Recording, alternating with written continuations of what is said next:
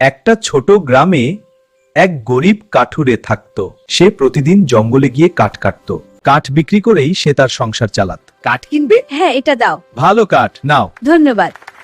একদিন সে নদীর ধারে একটা বড় গাছ কাটছিল। হঠাৎ তার লোহা আর কুঠারটা সোজা নদীর গভীর পানিতে পড়ে গেল। কাঠুরে খুব দুঃখ পেল।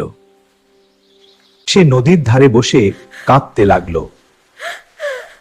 হঠাৎ নদীর পানি ঝলমল করতে লাগলো। নদী থেকে এক সুন্দর জলপরী বের হয়ে এলো।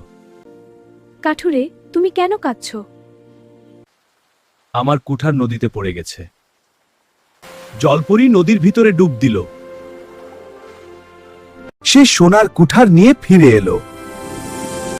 এটা কি তোমার কুঠার? না, এটা আমার না।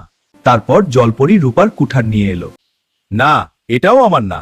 শেষে জলপরী লোহার কুঠার নিয়ে এলো। কাঠুরে বলল, হ্যাঁ, এটা আমার কুঠার। কাঠুরের সততা দেখে জলপরী তাকে 3টা কুঠারই উপহার দিল। বন্ধুরা, গল্পটা ভালো লাগলে ভিডিওটা লাইক করো। আর নতুন নতুন মজার গল্প শুনতে আর কমেন্টে লিখে জানাও তুমি কি সৎ মানুষ।